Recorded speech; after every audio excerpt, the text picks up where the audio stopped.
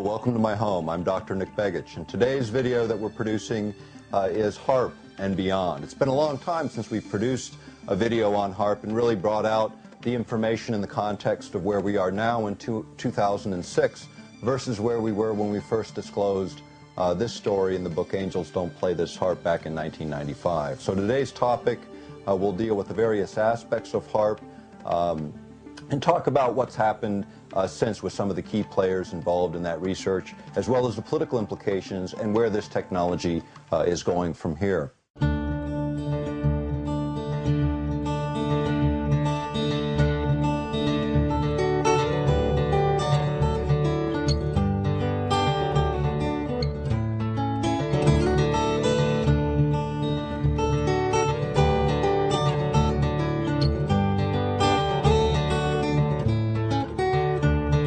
This may be the first time that you've seen a video or gotten familiar with any of our work, so I want to give you a little bit of background on me. I'm Dr. Nick Begich. I have a doctorate in traditional and complementary medicines. I come from a political family here in Alaska, second generation of political involvement here. I also have a background in education, being twice elected president of the Alaska Federation of Teachers and the Anchorage Council of Education. I've written 3 books, co-authored with James Roderick and Gene Manning. And am presently the executive director of the Lay Foundation on Technologies, which is involved in researching and educating the public on technology issues. And currently it's providing us a great deal of the research base necessary to produce this video and much of our work into the future.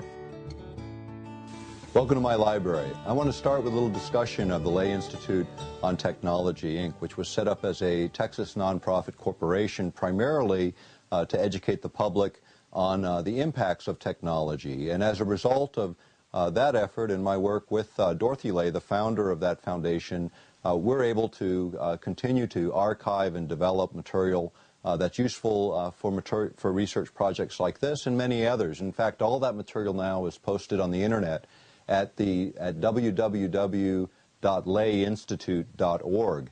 And if you go there and you look at the site, there's an area called EPI Search, and that is our research index. And so if you go there, you can search any keyword. You can look up HAARP or climate change or radio or microwave or any of the words that are of interest to you, and you'll see every document that we've stored there on those archives available to the public in a way that makes it more useful in researching these issues. So take a look at that. It's useful in conjunction with this production today. But let's get back to the HAARP issue and where that issue began for me. HAARP started really with a very short segment, a little article actually in a magazine called Nexus, an Australian journal. I read the article, and it was about a project taking place here in Alaska called HAARP, the High Frequency Active Auroral Research Project. And at that time, it was being operated by the U.S. Navy and Air Force in developing what they called a developmental prototype for weapons applications of a very, very large radio frequency array or field of antennas located here in Alaska. And so, what happened when I read that article is I looked at it and I thought, Alaska is a big place geographically, but when you think about it politically, it's very small. We have a small population. You tend to hear about what's going on, and virtually nothing had been reported in our local media regarding this project. And I'm kind of a curious person, and the article was pretty outrageous in what it was claiming.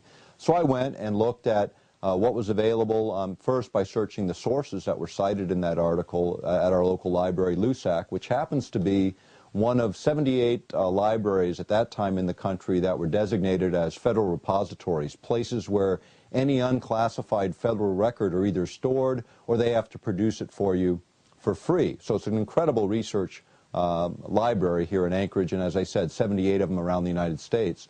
As a result, we were able to verify all of the sources in that article. That got me pretty concerned, and I went next to talk to Trustees for Alaska, which is one of the larger sort of umbrella environmental groups in Alaska. And my thought was, with the implications of this system, this group certainly had to be following the issue. And surprisingly, they weren't. In fact, they said the Audubon Society was looking at it. So I went over to the Audubon Society in Anchorage and talked to them. They had a very short file on the HAARP project, and basically what they were concerned about was the few hundred of acres of wetlands that were going to be disturbed and they were concerned about the flyway, where birds, migratory birds, were coming across that particular region. But those were their only concerns. There were much, much bigger implications to HAARP. Discovering that virtually nobody was following the issue, it seemed like a very, very important issue to me. And so what I did is I sent a large amount of material, including the technical specifications for the array, to a friend of mine, a physicist, who had the background to take a look at whether or not the claims on this facility were actually real and whether it really was a threat. The conclusion that he and others made was that it was a very significant issue, one that needed some public attention, and they insisted that I write an article about the subject. And so that began, for me, a journey that's now lasted 11 years in dealing with this issue and those things that came out of it. But let's talk about what HAARP can do. As I said, it's an array, a field of antennas. And what it essentially started as was 48. 6 in one direction, 8 in another direction, and these are 72 feet tall with a cross dipole. So they're a column going up and then a cross dipole going like so. And by firing these antennae in a very specific order, you can focus the radio frequency energy, concentrate it to a relatively small area, up in an area above the Earth's surface called the ionosphere. And let me explain sort of where the ionosphere is. You've got to look about 30 miles above the Earth's surface for the very beginnings of the ionosphere, and then it stretches out perhaps as far as 400 kilometers out into space and even further in the upper reaches of the ionosphere. And it acts as an electrical shield, if you will, an energized area of our environment, so that cosmic radiations coming in from the sun and from space hit this layer, and it acts as a filter, filtering out particle streams that would make a life on planet Earth impossible without this. Now, people talk about ozone depletion as a major issue, and it certainly is, and we'll cover that in another video in this series. But let's talk about a hole in the ionosphere, which would be significantly greater than any problem attributed to ozone depletion by comparison, because of the kinds of radiation. It wouldn't be just ultraviolet radiation, as is the case with ozone. This would be very, very dangerous particle streams that would literally alter the genetic blueprint of the planet. So this is the area that the military is targeting as their research area in the developments of HAARP. And HAARP was originally invented by a guy named Dr. Bernard Eastland, and it was an original concept that he had, and he had had this idea that you could create a shielding effect. And let me talk a little bit about what kind of effect that might be. When you look at the ionosphere as this layer around the Earth, and then if you think of the Earth as also kind of a giant motor that's spinning around, and with that comes magnetic field lines. And these field lines go from the southern part of the poles all the way up, and they wrap around, they come back in at the northern polar regions. And in these polar regions, where those magnetic field lines interact with the atmosphere and oxygen and nitrogen, you get the aurora borealis, or the northern lights. Or in the southern hemisphere, you get the equivalent of our northern lights. And it's where this energy is interacting with the atmosphere. Well, by using these naturally occurring field lines, you can actually manipulate energy coming off the ground, coming off of a field of antennas like what HAARP has in Gokana, Alaska, which is just 250 miles northeast of Anchorage. This facility that was built in the early 1990s has been advanced significantly. It started with 48 antennae. They now have 180 in the array, eventually 360. The idea is, again, to focus that energy. By firing this in a sequence, this array, you can create what's called cyclotron resonance, which would be visually seen as sort of a corkscrewing motion of the energy as it rolls up into the ionosphere, getting more and more concentrated as it goes. Just the opposite of the way radio frequency energy generally works when it comes off of a broadcast antenna where we hear radio programs today. What happens in that case is the energy starts out concentrated, spreads out very, very rapidly, in the same way that light from a flashlight spreads out very rapidly. They follow the same basic principles in physics. But as with light, it can be concentrated in the form of a laser, where that light is concentrated and very, very powerful at far distances, The same is true by analogy with radio frequency energy and the HAARP array. That's what makes it so much different than anything else on the planet. The upper limits of the array in terms of effective radiated power, which is not the input power, but it's the effective radiated power, how that energy actually relates in the environment. In this case, the desired level is 1 billion watts of effective radiated power, a huge amount of energy. And being able to manipulate that energy in a variety of ways for weapons applications. Now, why would they locate a facility like this in Alaska? You remember when I was talking about those magnetic field lines surrounding the Earth?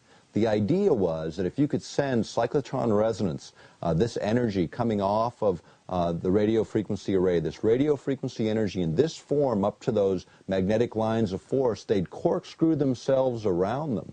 And instead of the energy flowing north to south, the energy would be using that as a waveguide to go from north to south, the opposite direction.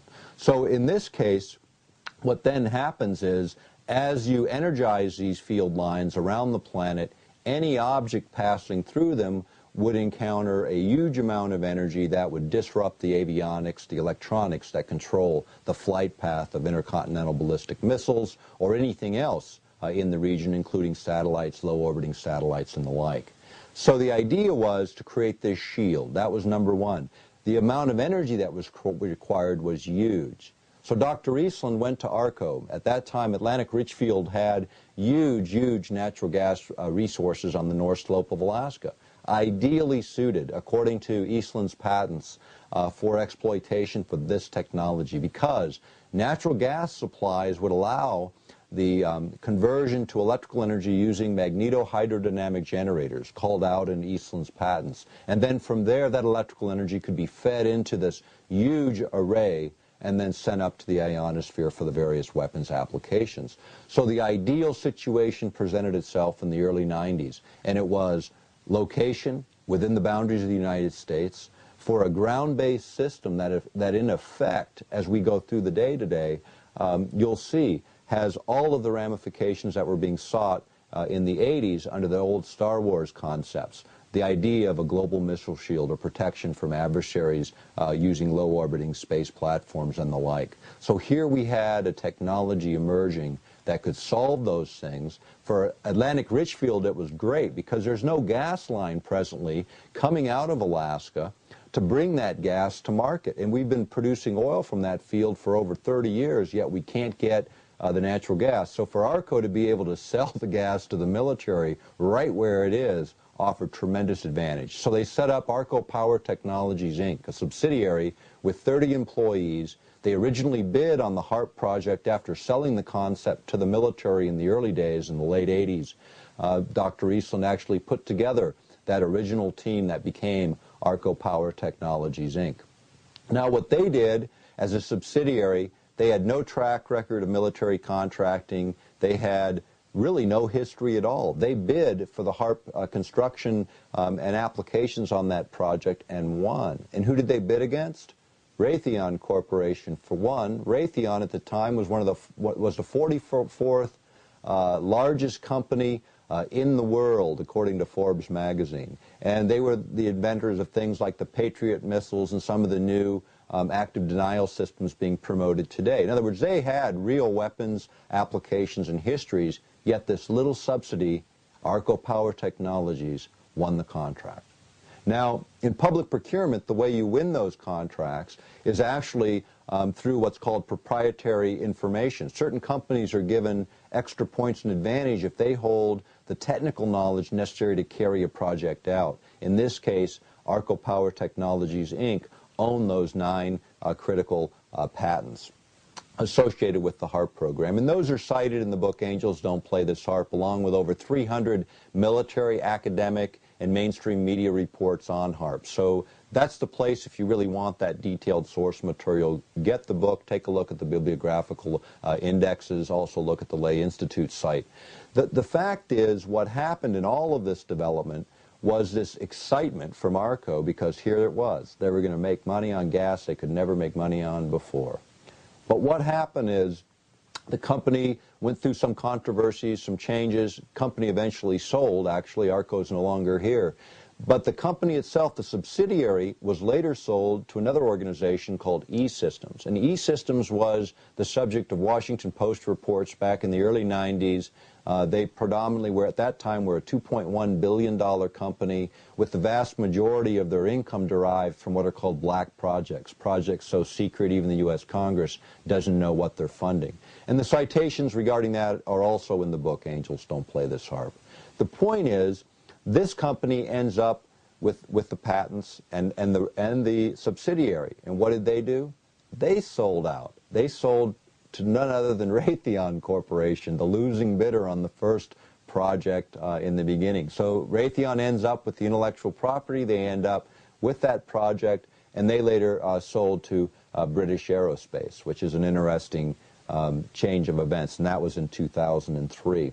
The project also shifted in 2003 from the Navy and the Air Force over to DARPA, which is the Defense Department's research agency that deals with, again, very, very classified research and projects. But let's go back to what does HAARP really do? Okay, so we've talked about how it focuses energy, but what would you do with that energy when you focus it? There were a number of concepts that Dr. Eastland had. First of all was the issue of communications. The ionosphere, this layer above the Earth, when you think about, if you ever think about shortwave, how it broadcasts around the Earth, it literally strikes the ionosphere and bounces. And that's what allows shortwave to get around the curvature of the Earth and around the horizon. It uses the ionosphere. But when the ionosphere is disturbed, say by really active solar activity, communications are also disturbed. Satellite communications can be disturbed. We know that when the ionosphere is active because the sun is active, that communication systems, even power grids across the planet, can be affected by the way energy is exchanged between the sun and the Earth and the systems within the Earth. So knowing about the ionosphere and controlling it becomes extremely important for communications purposes, and we can all see why the military would be interested in that. What they found is that they could disturb the ionosphere to such an extent using these kinds of systems that they could deny everyone else access to their communication systems. But by controlling those modulations and by controlling those pulse frequencies affecting the ionosphere, they could carry their own communications while denying everyone else access to theirs. Now again, if you can communicate with all of your aspects of your military and you can deny your adversary the ability to do that, we can certainly see the advantages of exploring that whole area. And that doesn't in itself present problems. What presents the problems is when we start manipulating this very important aspect of our environment without really knowing what the long-term consequences of those manipulations might be. Now let's talk a little bit about some of the other applications, because this is sort of a very versatile instrument in terms of how it can be used. And it essentially covers, according to one study that was done by the University of Maryland, it was an executive report for the Congress, and what they did is they looked at sort of what parts of the spectrum could you affect. And everything from ultra-low frequencies to visible light can be affected, which covers 16 decades of frequency, which is a huge, huge range. For those that are technically oriented. Now, HAARP actually operates with its primary frequencies in a little narrow band in the middle of that range. But by manipulating that energy, they can affect this entire range of spectrum. And that's one of the key elements of HAARP. It's not just what it can do in its primary mode of operation, but by pulsing and then modulating a signal on that carrier, you can create much, much different effects. One of the other effects that Dr. Eastland pointed out in his patent was the idea of being used for over-the-horizon radar. Now, this is really interesting because the old technology for the over-the-horizon radar, as things got in close, things would become very distorted so you couldn't see them. And you could really only see things at pretty high elevations. You couldn't see things, for instance, like cruise missiles coming in at those very low ground elevations. With the ability of HAARP and over-the-horizon technology that it offers, you get everything from intercontinental ballistic missiles, those things coming in from, literally coming back in from space, re-entering the atmosphere, all the way down to cruise missile heights, things coming out at a few 100 feet above the Earth's surface and following its contours. And you don't get distortion when it gets close in. again, we can see the advantages of doing that.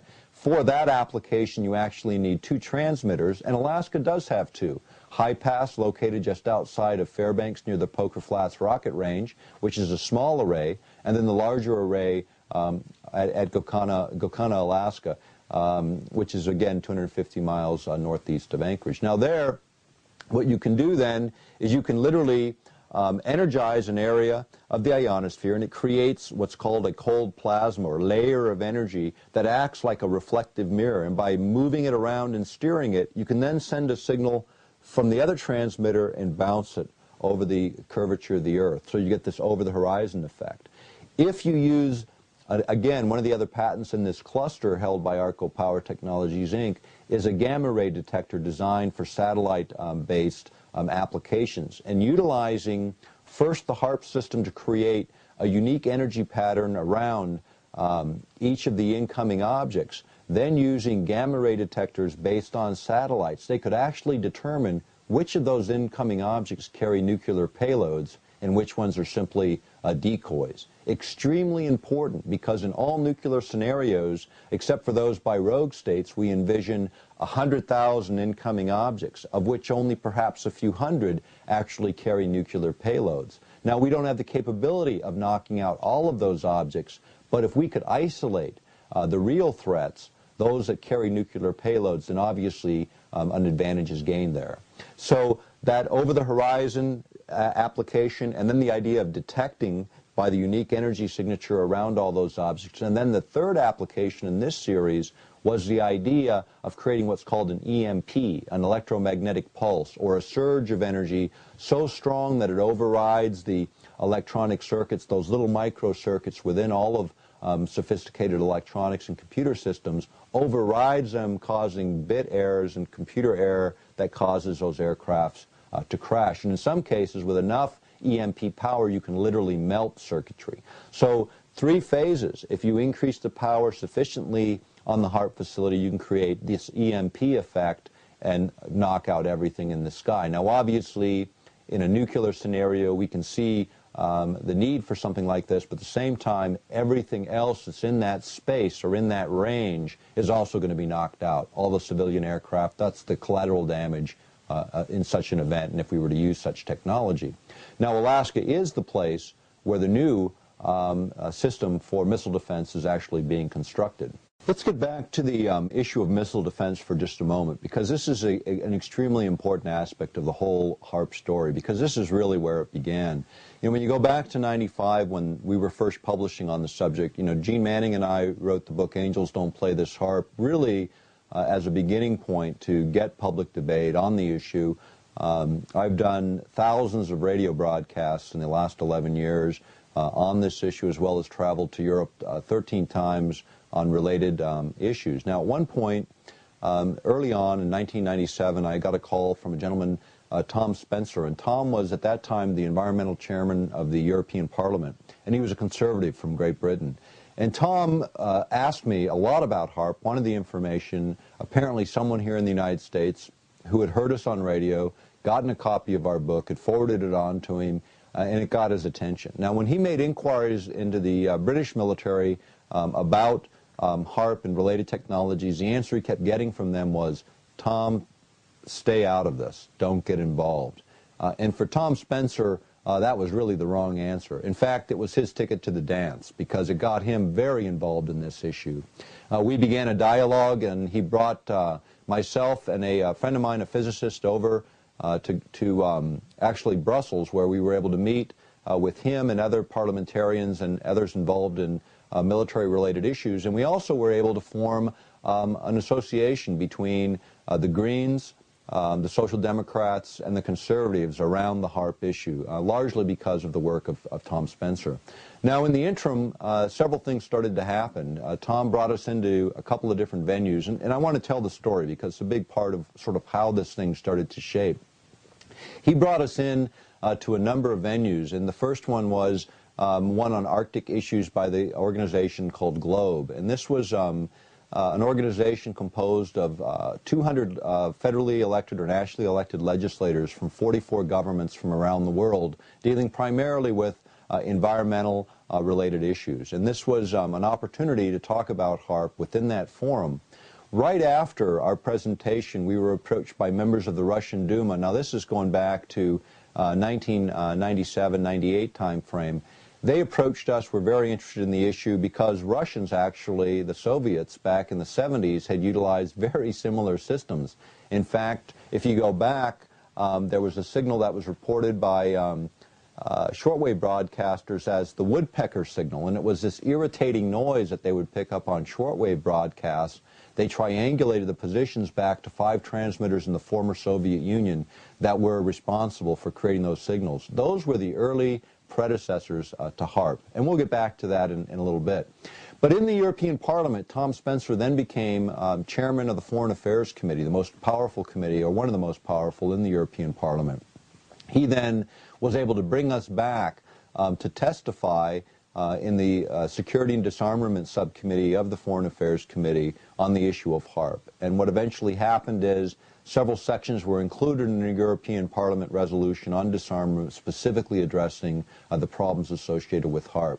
And what we were able to demonstrate there are many of the applications and uses by presenting non-classified military documents as well as the planning documents from the facility, and in tracing and showing the history of this facility. The Europeans acted, as did later the Russians in 2002 when they passed their own similar resolution.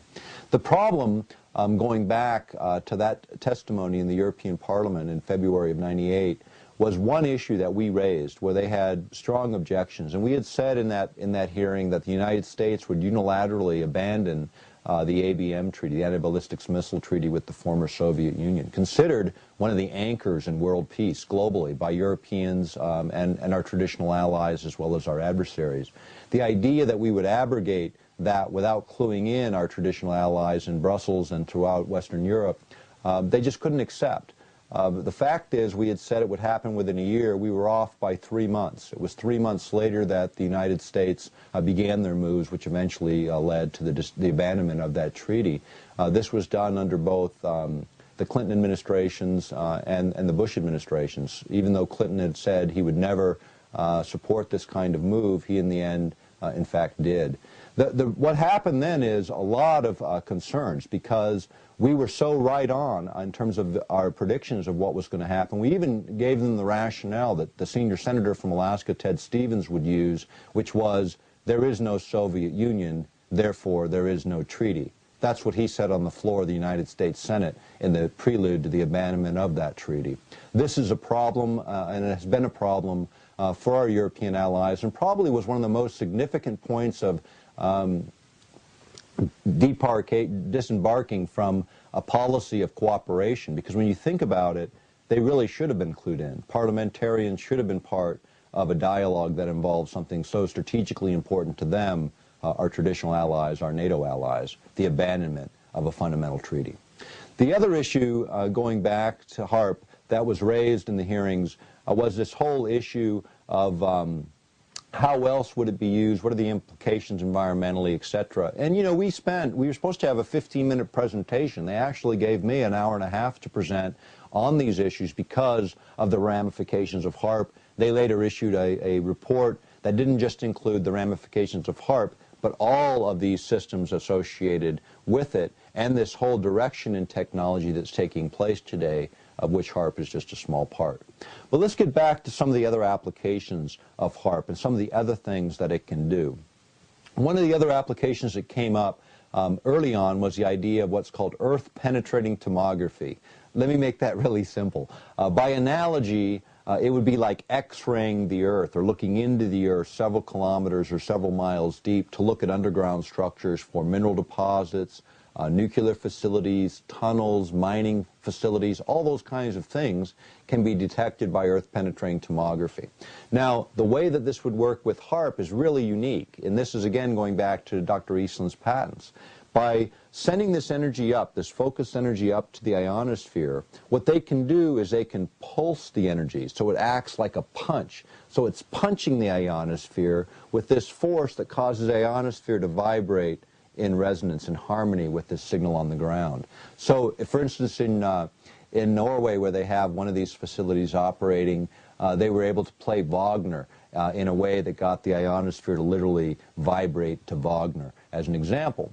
In the low frequency range, extremely low frequency range, the ELF range, it sends a signal back to the Earth, and ELF signals are very long wavelengths. And what they do is they penetrate the Earth and sea all the way through the Earth and sea. Nothing stops these ELF signals from penetrating. Unlike the shorter wavelengths, the millimeter and centimeter wavelengths of other communication systems, microwave systems, and so on, these don't penetrate very deep, so they can't get down to, say, submarines at depth. So the way we communicate with submarines around the planet is we use 14 to 26 mile long antennas buried under the ground that create these ELF signals. They're in Michigan and Wisconsin, and some out on the Aleutian chain and other locations around the world. What HAARP offered was a new technology that would literally change the ionosphere. By sending that energy up and pulsing it in, the ionosphere then acts as a broadcast antenna, sending back energy to the Earth in the ELF range at fairly low energy concentrations, approximately the same as what the Earth naturally produces.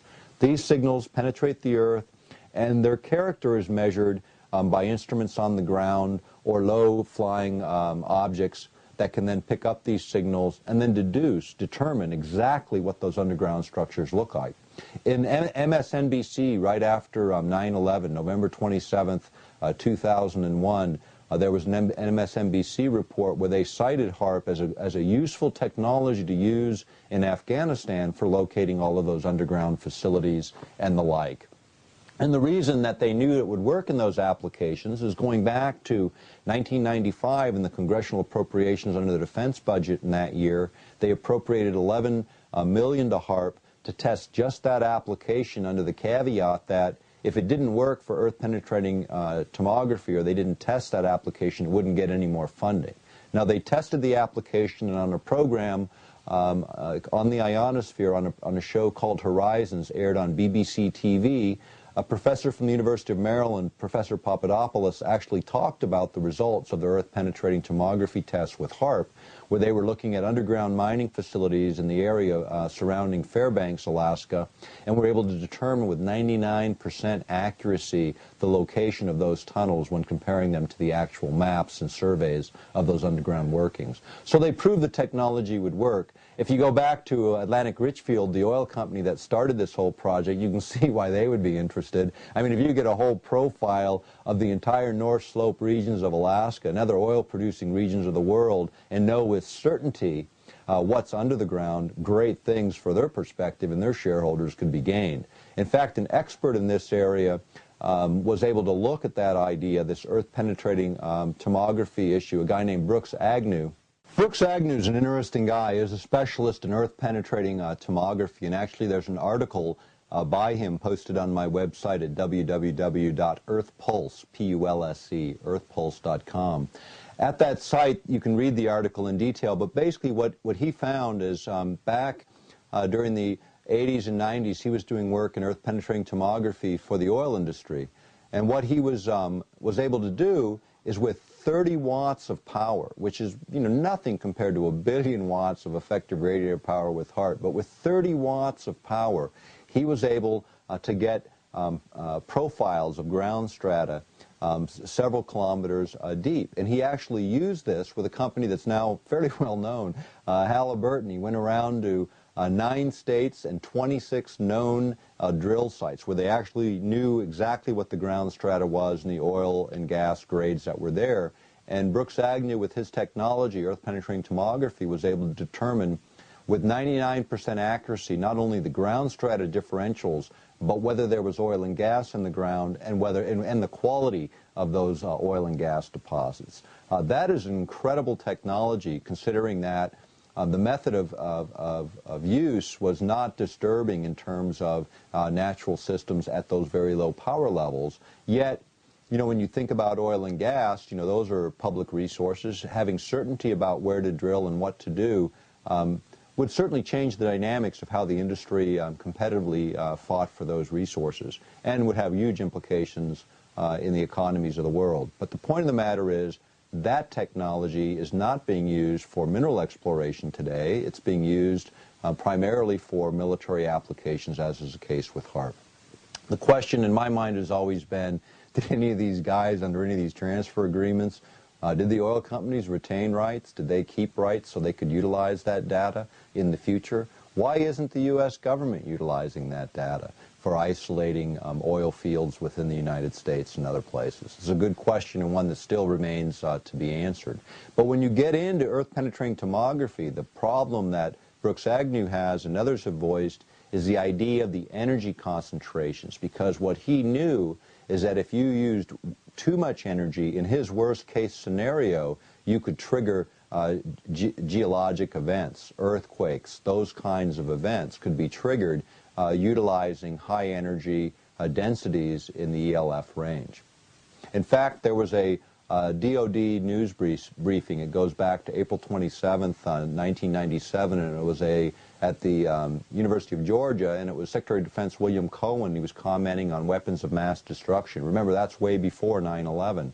And one of the weapons of mass destruction he cited were environmental weapon systems utilizing electromagnetic energy for triggering earthquakes, volcanic eruptions, and climate alterations. This is the U.S. Secretary of Defense William Cohen making that statement in a DOD news briefing in 1997.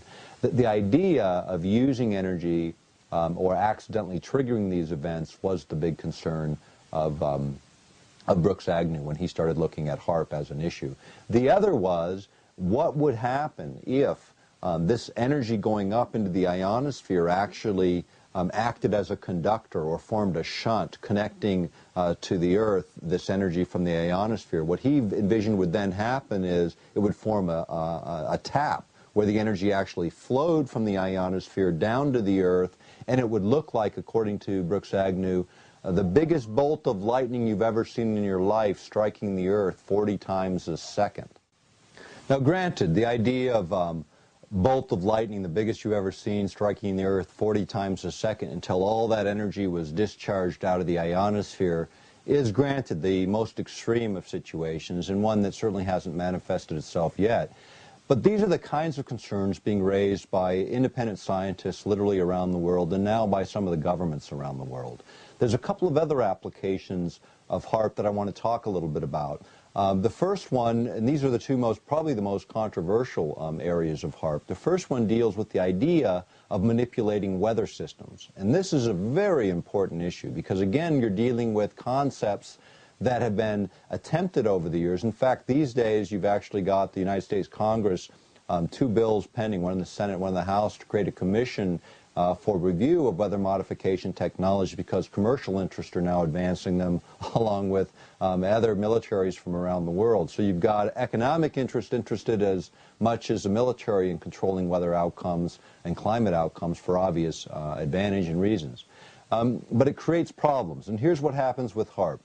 HAARP is also capable of, in fact, the early versions were called ionospheric heaters because they literally would heat the ionosphere. And when you think of this area being heated, it's about 30 miles in diameter above the facility itself. And when you heat the area up by affecting this region, you literally push it up. So it goes up and out into space perhaps as far as 200 kilometers.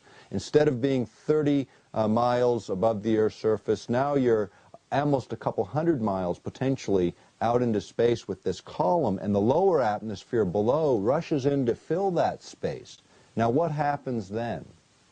Firstly, any satellite that was a low orbiting satellite zipping through space hits this area, hits this energized area that's supposed to be there, and all of a sudden it hits atmosphere, it encounters friction, and the satellite burns up and it crashes. So as an anti-satellite technology, the Russians, through the Strategic Studies Institute in London, reported that they had actually looked at Russian papers that had a concept for incoming comets and asteroids. You know, most of these things, when they come into our atmosphere, they burn up. Because you've got this 30 miles where these objects are coming in at such high velocities, they encounter the friction, they begin to burn up and they break up and nothing ever hits the Earth. But big objects make it to ground and big problems can occur accordingly. But think about, instead of 30 miles, having maybe 210 miles of range and distance of atmosphere to break up those incoming objects. Much larger objects could be destroyed in that way. That was some of the research that the Russians had done utilizing the technology of their heaters back in the 70s. Now, that all is interesting in and of itself, anti-satellite technology, the idea of what else happens when you burn that hole in the ionosphere is all of those particle streams, again, come in to fill that space. You know, very, very important situation. Now, granted, it's continually energized by the sun and by the activities of the planet in terms of our geomagnetics, but how long they leave it open, what occurs, those are things that are not being looked at by the biological scientists that ought to be affiliated with this program. So we really understand the implications of what's happening. If you take it a little bit further and you start to look at this whole concept of using a system on the ground to aggravate the ionosphere. Now, what else happens when that lower atmosphere rushes in? You also change pressure systems in the immediate region in terms of lows and highs and the way those pressure systems work and the way in which jet streams flow. By altering the flow of jet streams, by altering the way the atmosphere is located within an area, that's where you can get these huge problems. Back in the 1977, the United States ratified a treaty where we agreed to not use environmental manipulation as a weapon of war, whether it be to create earthquakes or tidal waves or volcanic eruptions or disturb the weather. All of these things were restricted under that treaty when they involved national boundaries or crossing national boundaries. Like most U.S. treaties, the exemption is for domestic use. The treaties we sign with all these other countries have a clause within them that allows use of the technologies that might be forbidden against another country to be used within the boundaries of your own country. The Chemical and Biological Treaty is a good one as an example. Russia being a signatory to that treaty, yet they used gases within the conflict with Chechnya when they had a bunch of people being trapped in a movie theater. You may remember this. They pumped in a gas that was supposed to knock everyone out so they could go in and take care of the terrorists and free the hostages. And in fact, over 100 people died from the asphyxiation. That particular gas would have been forbidden in an international conflict outside of the sovereignty of Russia. But again, these treaties do not have parallel legislation that goes up alongside of them that says, hey, if this is good enough for our adversaries, it's good enough for us.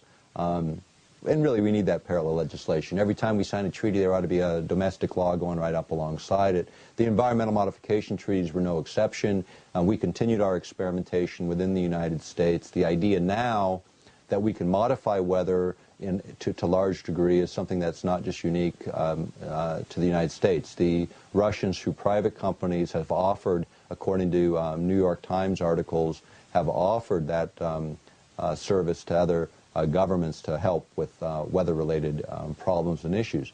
The idea also, the last three Secretaries of Defense, including the present one, have all called for the abandonment of that environmental treaty, primarily because the technologies have advanced to the point where controlling the environment for warfare applications becomes incredibly useful. Also for waging covert warfare. The idea of denying a country its rainfall for its agricultural production at the same time you have an embargo ongoing would be the kind of act of war that you could plausibly deny and yet have a devastating effect, even a greater effect than the traditional bombs and bullets. And this really gets into the essence of what's behind HAARP and technologies like HAARP. It's what the military now calls the revolution of military affairs, or they refer to it as a revolution of military and political affairs because of the way these things interrelate. What makes governments powerful today in the world is, in fact, their command of technology. If you look around the world, those governments with the highest technology are those that dominate the world scene. So technology becomes important for all of us to at least have conceptual knowledge of some of these projects, including HAARP. But HAARP is just one of many, many projects. And as we took this issue on, there was an underlying problem as well. Some of the things that were developed by the inventor, ideas that should be explored, were being ignored because military had no interest. A good example was Dr. Eastland had this idea that using radio frequency energy, you could actually trigger chemical reactions in the upper atmosphere, which in fact you can. I mean, it's well known. But what you can do by triggering these reactions is you could actually create ozone. In other words, if ozone depletion is truly a problem, here you have a system that can replenish ozone utilizing known laws of science. Likewise, knocking out particular pollutants, again by understanding their interactions with radio frequency energy to be able to neutralize pollutants in the environment. None of these things are being looked at, and yet they offer huge potentials. I've had lots of conversations with Dr. Eastland over the years, and you know, he's got a much different view. I mean, he's a senior scientist, an outstanding physicist on the world scene. His concepts today for advancing energy systems and ways to really free people and utilize the science not for our destruction but for its enhancement. And I think that's where lots of science gets misused when those using it are only seeing certain applications. But let's get down to the most controversial issue dealing with HAARP, which is the physical effects on human health. And I want to get into the ELF effects because this is extremely important. And there's another video in this series on mind control which gets into this idea of being able to be overridden by radio frequency energy from the outside. And this is what we know from the research. If you go back to the mid-1980s, there was a document called Low Intensity Conflict in Modern Technology. It was produced at Maxwell Air Force Base, and it has a section in it on electromagnetic weapon systems where it gets into a whole discussion of what was possible. If you even go back further, you got to go back to a book called Unless Peace Comes, published in 1969. And within that is a chapter called How to Wreck Your Environment.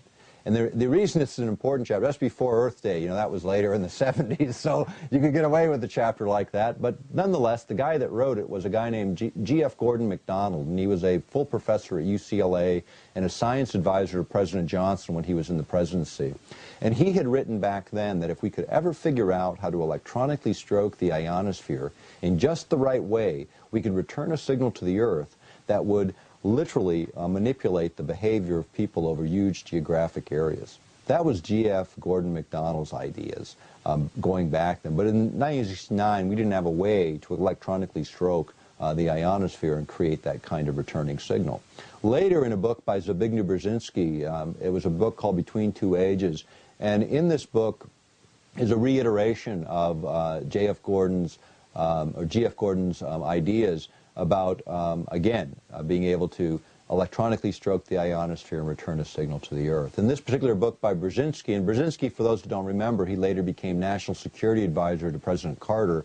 At the time he wrote the book, he was a professor and researcher at Columbia University. But here's this idea. Now, how do you electronically stroke the ionosphere?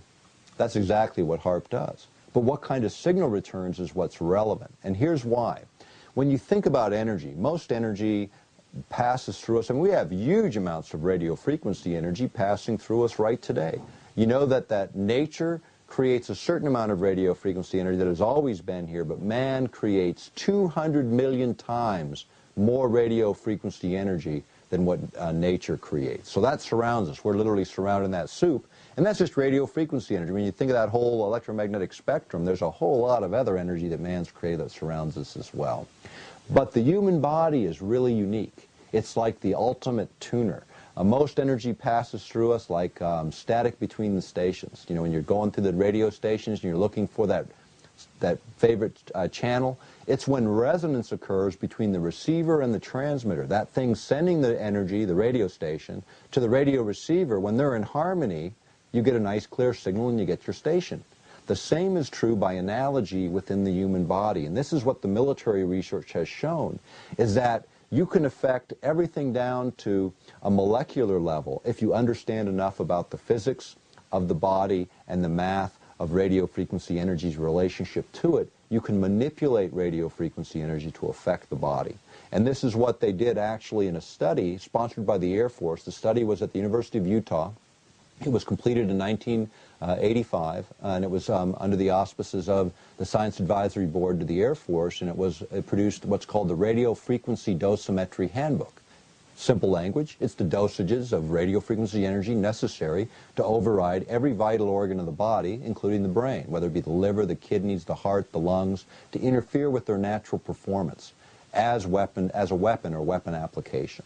Now again, you're talking about energy that is different. We're talking about a whole different view of warfare. We're using energy as the base. These technologies are now being developed for things like the active denial system, which is using knowledge of microwave millimeter waves to affect the body to create pain or heat sensations, affecting only the nerve endings on the surface of the body.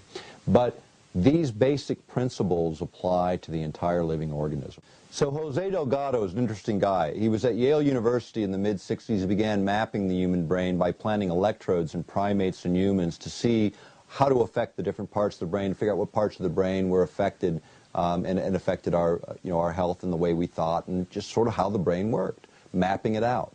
Well, by the mid-80s, he had figured out a lot of other things. He found out that not only could you map the brain, but you could stimulate the brain. And so starting in 1969, he'd put the implants in, and there's a famous image of him with the charging bull, and he throws the switch of a radio transmitter, and the bull stops right in its tracks, right in front of the guy.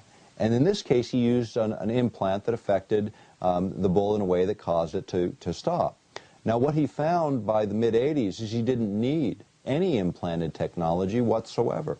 All he needed was radio frequency energy, modulated and pulsed in just the right way to carry a signal. And what they found is it took only 1/50th of what the Earth's natural radio frequency energy level was to affect us dramatically. And with the case of primates and humans, making them lethargic or passive, almost asleep, to highly agitated and awake, back and forth, like throwing a light switch, on and off, on and off. No implants, no physical contact, using radio frequency energy, 1/50th of what the Earth naturally produces.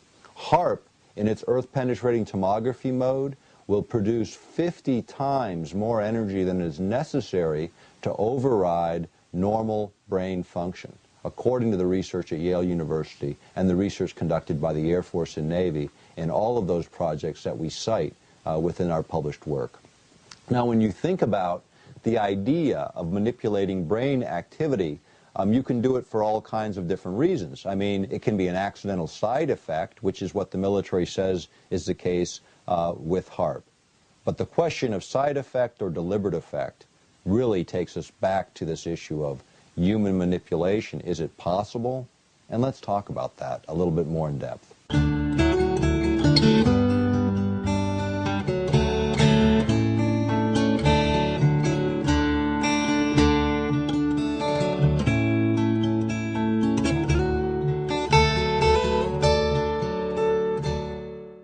Talking a little bit more about, sort of what happens within the brain and how ELF signals, extremely low frequency signals, might interact.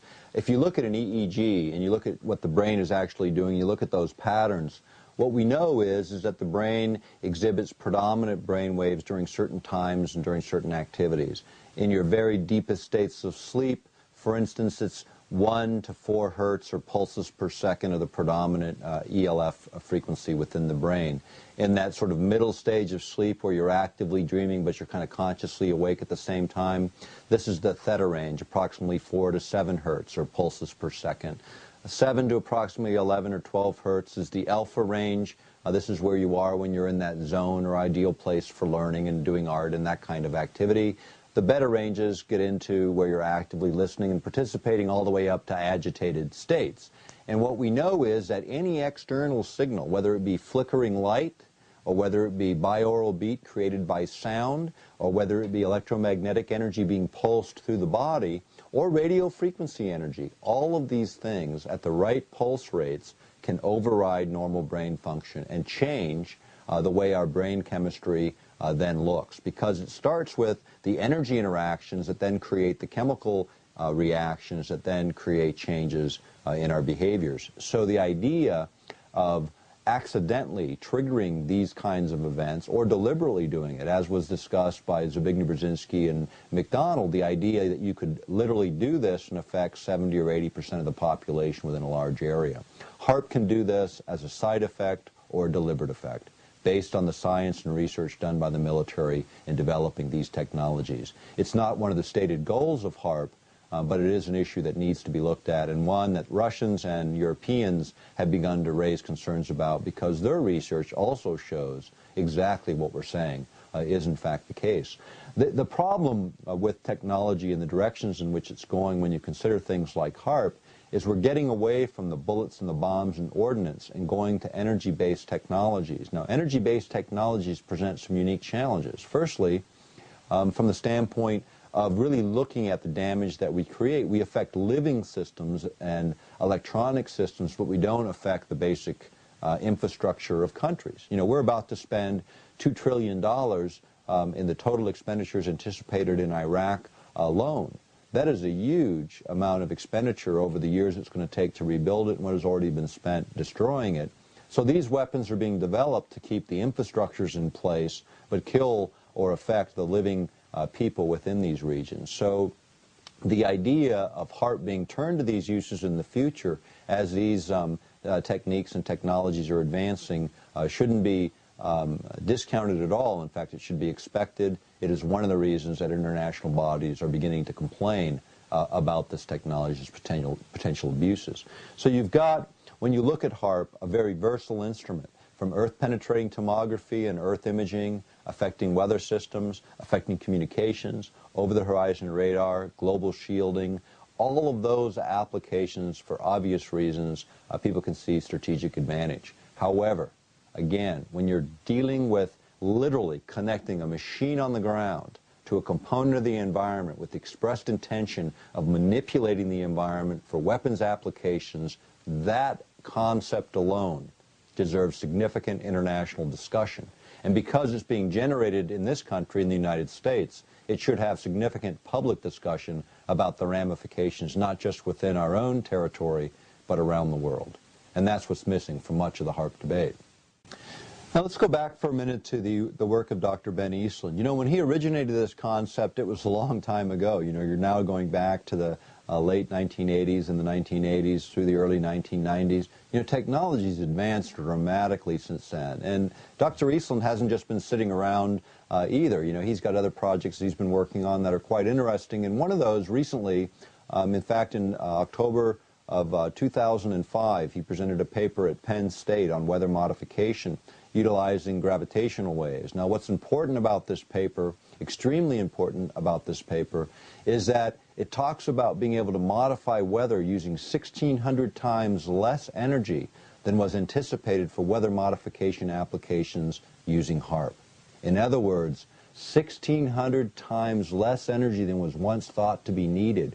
It's now understood by him as a physicist in a major university presentation to be possible.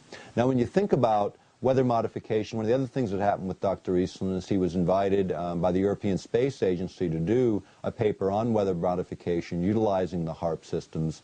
That was completed in 1999 and presented for peer review at a major space expo in Europe.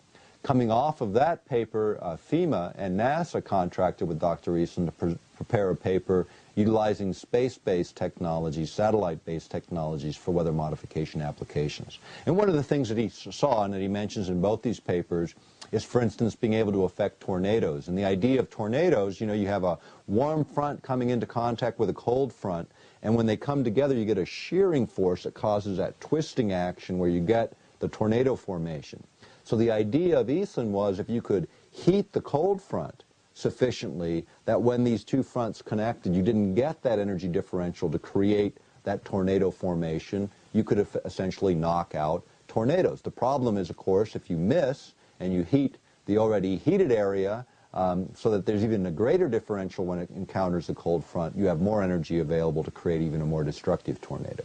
The fact of the matter is, other governments around the world have taken this very seriously, including our own, and has invested a significant amount of money to look at how to, in fact, affect these things. Remember a few years ago, back during the Clinton administration, actually, there was a tornado that whipped through Oklahoma City, and Clinton showed up, and there was a press report that talked about him saying, don't worry, eventually we're going to figure out how to knock out the energy of those tornadoes, and these won't ever hurt civilized cities again. Well, you know, that was the same city where Ben Eastland at the University of Oklahoma did his computer modeling to figure out how to knock out the energy in those tornadoes a few months before. So what Clinton was actually saying was based on the scientific evidence that had been produced in that very same city just months before. The idea of weather modification continues to be of major interest, again, as we advance this revolution in military affairs, which is this concept of warfare emerging here in the beginning of the 21st century and at the end of the last century.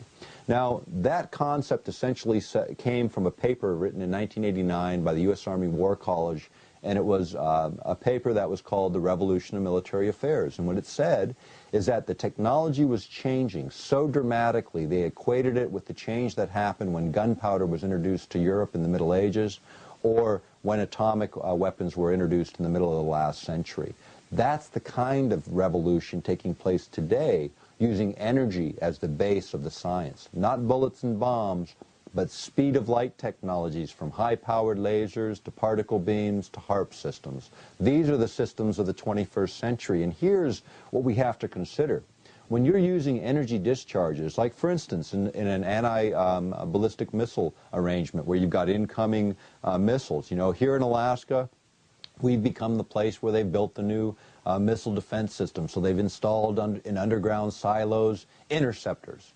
You know, literally bullets to hit other bullets, flying at us at about 30,000 miles an hour in re-entry speeds. They're going to try and pick those off, and in most of the tests so far conducted, they failed. The reality is they won't use conventional warheads to knock out these craft. They're going to use space-based laser systems that are being developed, other energy-based systems. And the reason we know this is because you have the ability to, number one, target with precision. These weapons, when they fire a laser or a particle beam, they travel at the speed of light, 186,300 miles per second. That can literally go around the planet 7 times with time left over in less than a second.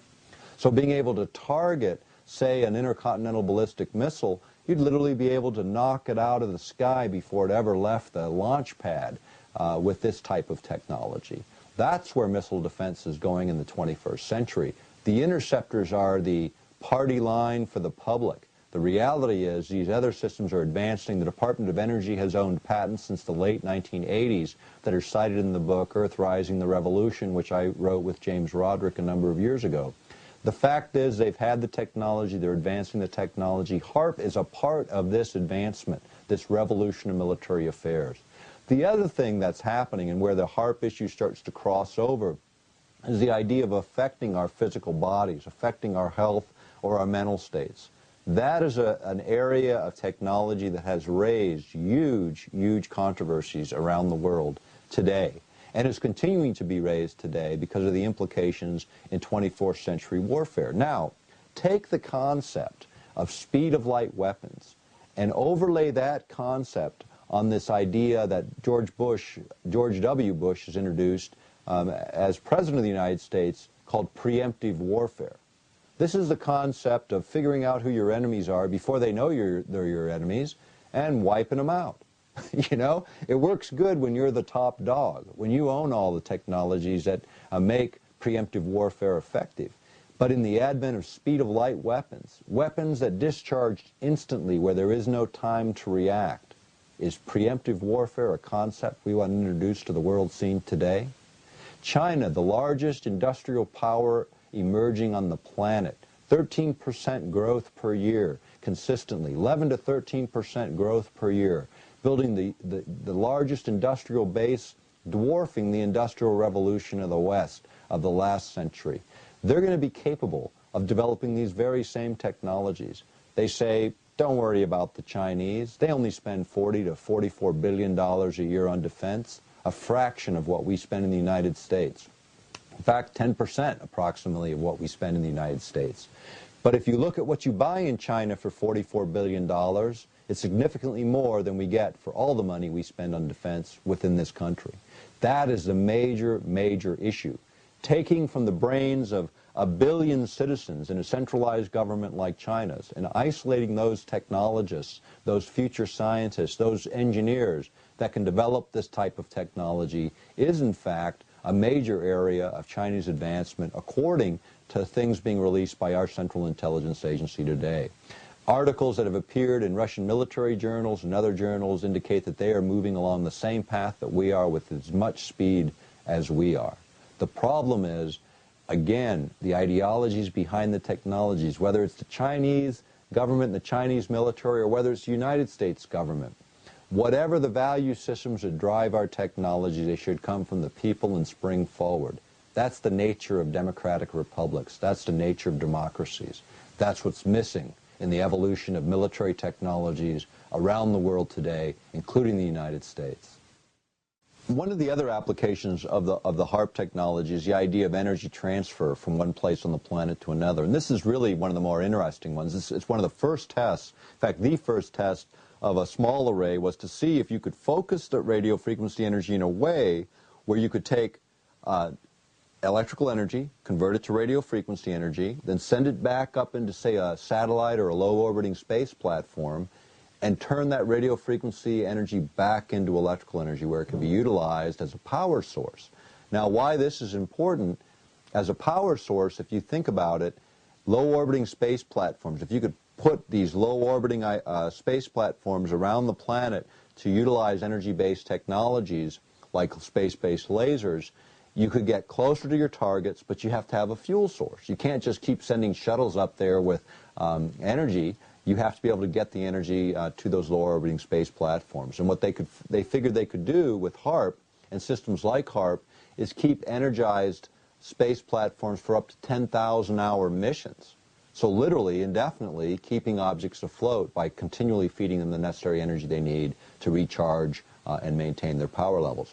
The other place where they looked at low-orbiting space platforms is using the ionosphere itself, literally tapping the energy as these space platforms whip through the ionosphere using tethers, long conductors dragging from below, actually picking up power along the way. And you remember the shuttle experiment a number of years ago where they did this with a tether hanging from the shuttle, and such a huge amount of power built up that it almost blew the shuttle out of the sky. The reality is these are all ways of looking at energy-based warfare systems, something that we haven't had in the past. In the 1980s, during the first of Star Wars, these were discounted because you couldn't stabilize satellites to, for instance, fire a laser. And if you get just a little bit of wobble from a distance, the further you go, the further out that wobble becomes. If you're a carpenter, you know that we start on one side of a house and you're a 1/16 of an inch out. By the time you're on the other side of the house, you're an inch out. Well, imagine from space being a 1/16 of an inch out where you would be. You'd be miles off your target. So space platforms stabilizing became an issue for the 90s, which they actually figured out how to do it, making that type of technology applicable in this century. When you look at the combinations, it's pretty remarkable. One of the other places they looked at an experiment, you remember the shuttle experiment where they unraveled a big mylar reflector, and this was supposed to be going to collect solar energy and reflect it so they could use this energy? Well, it just so happens within the patents, solar reflectors were also needed in the case of HAARP because of the, again, sending energy up, being able to concentrate it to a relatively small area and then bounce that energy through these reflectors to other parts of the planet where that energy could then be converted back to electrical energy. Now, why would that be important? Anytime you have a war, you need power sources. If you could literally do it wirelessly and get your energy without moving diesel fuel and all of the stuff that you have to move logistically, that becomes pretty advantageous. So wireless transfer of energy became one of these very concepts. Interestingly enough, during the Hickel administration, when he was governor of Alaska, Glenn Olds, one of his, I believe he was a commissioner of commerce at the time, actually had this concept of wireless transfer of energy for remote places in Alaska. So these concepts aren't new, they're just being revisited in light of new technology. HAARP happens to present a bit of that technology as well.